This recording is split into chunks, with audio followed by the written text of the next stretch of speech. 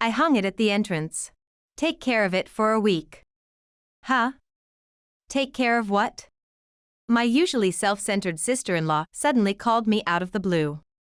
She said she left her baby in a reusable bag at our doorstep. But we moved yesterday? As soon as she heard my reply, my sister-in-law started yelling. I'm overseas. Find him right away.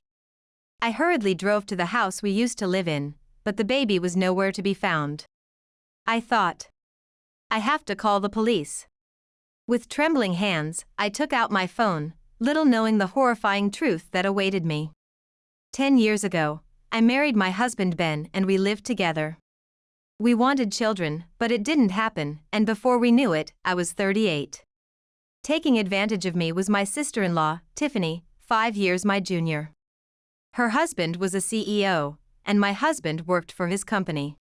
Using his position, Tiffany, who lived just a 10-minute drive away, often asked me to do her shopping, and after she got pregnant, she called me over more often, even making me clean the house and cook dinner.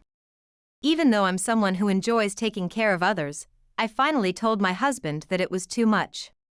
But he just said, I'll talk to her eventually. Sorry, but could you keep helping out for a while?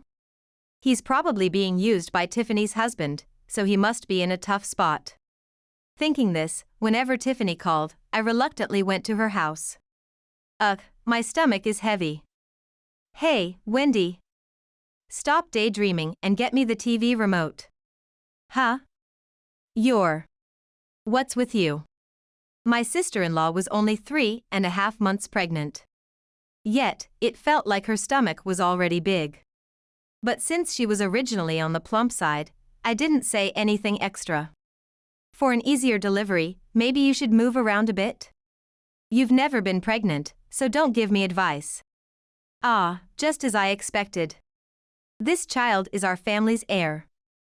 What's wrong with taking care of him? She lounged on the sofa, maintaining her arrogant attitude, and I gradually became more stressed and worn out. But when I questioned if the gender could be determined at 3.5 months, she got angry like a lit fuse. Your brain must be ancient. With modern technology, gender can be determined quickly. I didn't feel like arguing with her insistence on the obvious, so I just listened to her complaints with exasperation. You're just jealous because you can't get pregnant. Seriously bad for prenatal education. If anything happens to this child, it's your fault. Finally, she began to threaten me using her unborn child as a shield. Being around her felt suffocating, and I quickly finished my errands, sighing as I returned home. When I told my husband about it after work, he just said, just a little more patience. So, with a heavy heart, I continued to endure it. It was painful to carry such feelings, so whenever Tiffany called, I made excuses and declined. However, Tiffany complained to my husband that I was being mean to her, leaving him at his wits' end. Despite saying I had things to do, she wouldn't listen and kept calling me multiple times. Helpless, when I finally answered the phone, she let out a piercing voice that grated on my ears. Wendy, do you not care if my husband's position at work gets worse? You haven't forgotten that my husband is the CEO, have you? My husband, usually gentle and kind. With the sole intention of not causing him trouble, I had no choice but to go to Tiffany's place. And as time passed, Tiffany gave birth to a boy a month earlier than expected. Furthermore, the baby weighed over 140 ounces. I thought, despite being born early, isn't he too big? I wondered, but since I had never experienced pregnancy, I accepted that it might just be how things are. Tiffany named the child Sean and, as expected, called me as soon as she was discharged from the hospital, asking me to take care of the baby. Think of it as practice for childcare and fulfill your role as a wet nurse properly. You never know if you'll be blessed with one yourself, huh? I was annoyed by my sister-in-law's attitude, but considering how difficult things must be right after giving birth, I visited her every time she called. Plus, the baby was just so adorable. Sean, you're such a good boy. Grow up healthy, okay? Even tasks like changing diapers and giving baths for the first time didn't feel like a burden when I looked at the child's face. However, when 3 months passed, my sister-in-law started dropping the baby off at my house. What's going on? You're all dressed up. My husband has a business dinner with some important people. I have to accompany him. So, I'm leaving Sean with you, the wet nurse. Although I thought it must be tough for the CEO's wife, who was now energetic again, to have so much to do, I diligently took care of the baby. But after that, Tiffany started bringing Sean over more and more frequently. Counting on you again today. Isn't this getting a bit too much? You're not accompanying your husband again, are you? My husband is dealing with important negotiations right now, and I'm helping him. You should cooperate too. With an aggressive tone, my sister-in-law forced the baby onto me and hastily left. I thought, is wearing such a frilly dress really practical? Despite my doubts, I couldn't just leave the baby in front of me, so I attended to his needs. However, on that particular day, when I changed his diaper, I discovered that Sean had diarrhea. He didn't have a fever and seemed lively, so I warmed up the room more than usual and monitored him closely.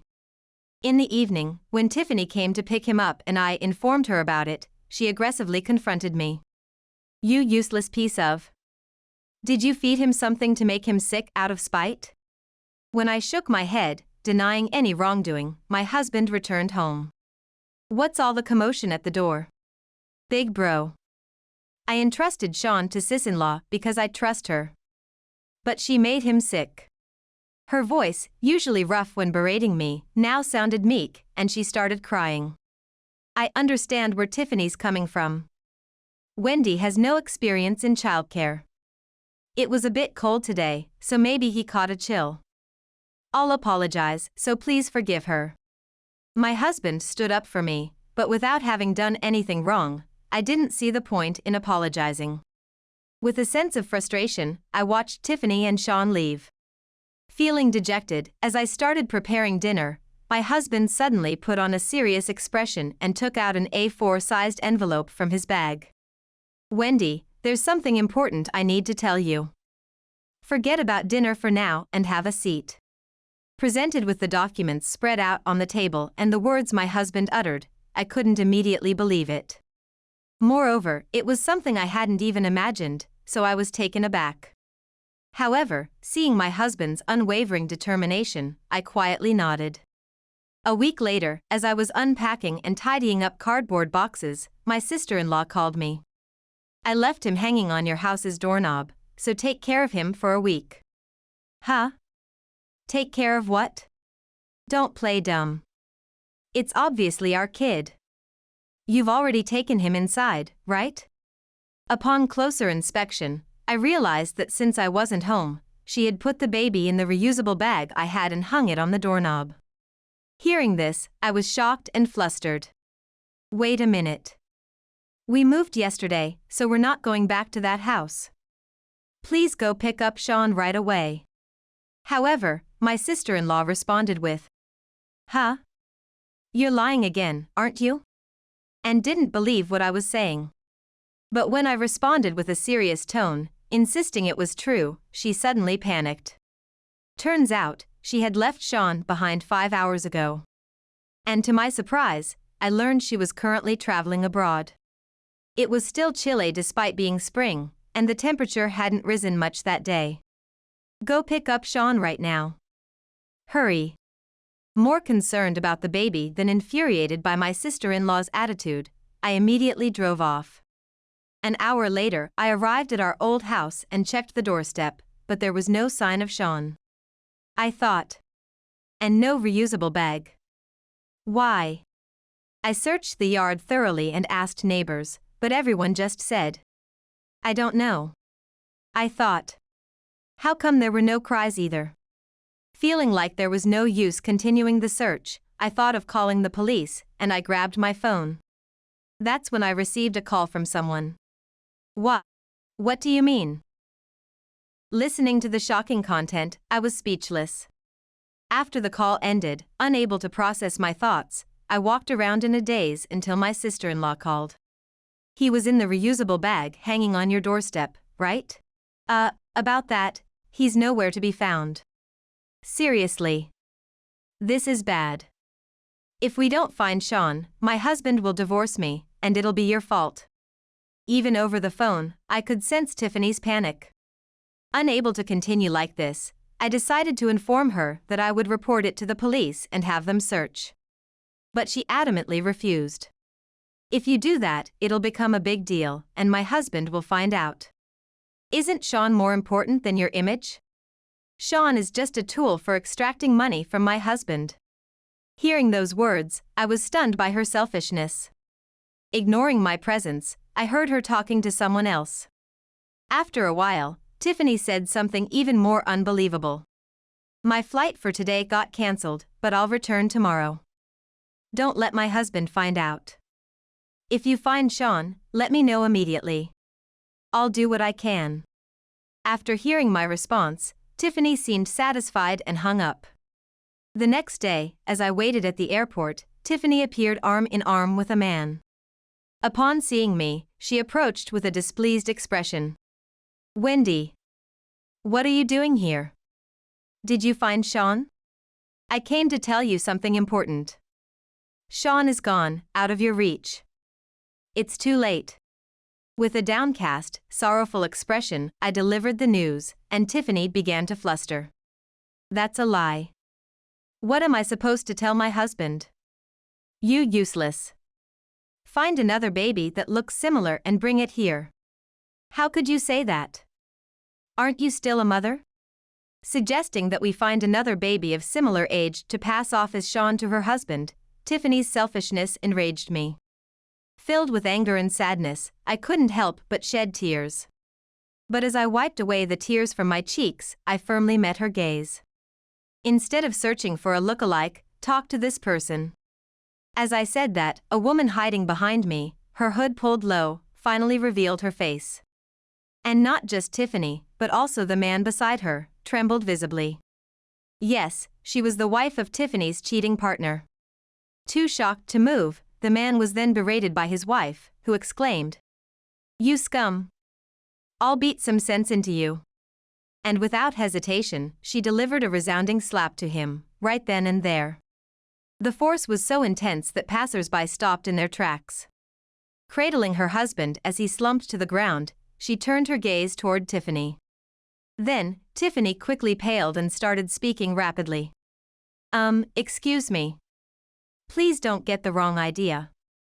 We're not in that kind of relationship. Huh? Hold on, Wendy. Stop recording with your phone. Despite trying to cover it up, my sister-in-law flipped out on me for having my phone up, seemingly to capture the scene. But I remained calm. So, how do you explain this? From the envelope I had brought, I pulled out emails between my sister-in-law and her affair partner, as well as cozy photos I found on social media. Tiffany forcibly snatched them from me and glared at me. Snooping around like that is despicable. How did you even find this guy's wife's contact? I happen to know his wife. She's someone I've met before. Huh? When I saw my sister-in-law's affair partner on social media, I recognized him as the husband of the woman who does my hair at the salon. Though he was also a hairstylist, his wife owned multiple salons and was skilled and successful. In contrast, I heard that her husband didn't work and just wandered around aimlessly, earning him the title of idle hairstylist. When I went to inform his wife about Tiffany's affair trip, she said, "I've had enough. I'm joining in too." And came along. Though she usually had a gentle and kind demeanor, I was honestly surprised at how scary she could be when angry. Facing the philandering idle hairstylist, his wife, rubbing their hands together like a fly, continuously begged, "Please don't divorce me." Meanwhile, I sensed her strong determination as she steadfastly shook her head. And Sean turns out to be a child from infidelity, huh? Huh? You're just saying random things with no evidence. But being born a month early and weighing over 140 ounces is quite large, isn't it? And you're probably hiding the actual number of weeks, right? As I said this, I presented documents from another envelope, a maternity record book and proof that Tiffany's husband and Sean weren't related. You're playing dirty tricks. But if I tear these up, it'll be as if nothing happened. Tiffany snatched the DNA test results from me and tore them up on the spot, looking smug. She probably thought she could get away with it, but it wouldn't be that easy. It's better to talk directly with the person who gave me these documents. When I turned my phone screen toward Tiffany, her eyes and mouth widened so much it looked like she was about to scream. And for good reason. On the screen was Tiffany's husband.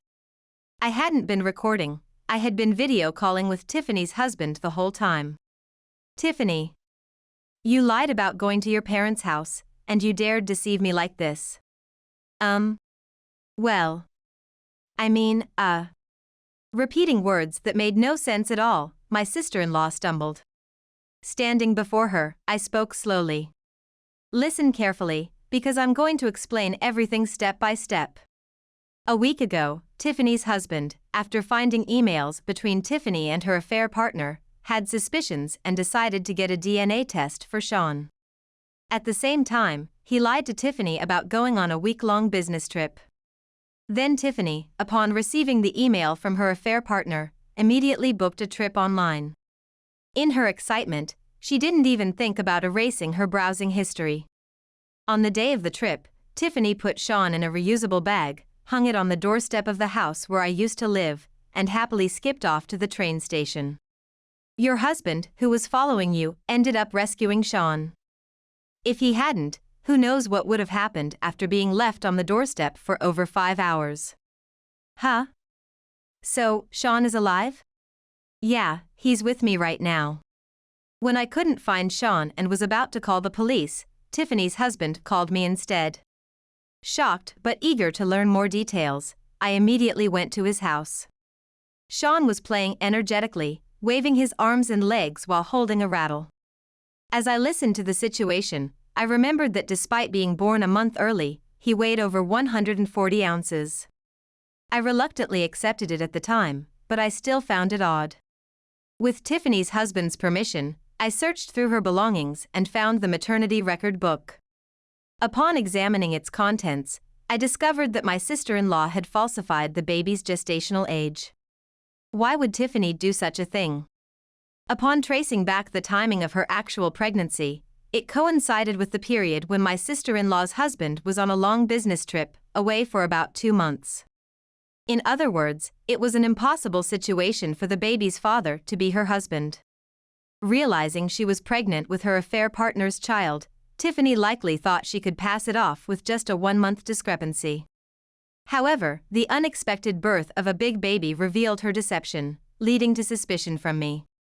At this point, the affair partner, whose child's existence was now exposed, began apologizing to his wife, prostrating himself on the floor and banging his head.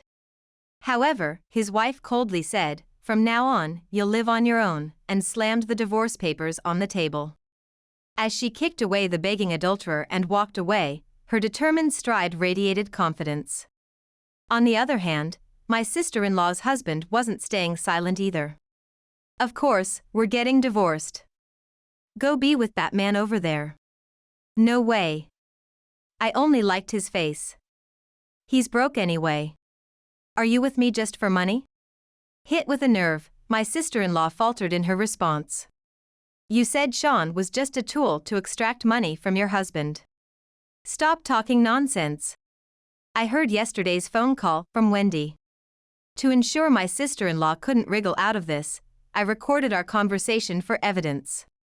While we were talking, Tiffany's husband, who had been silently listening, turned red with deep furrows in his forehead.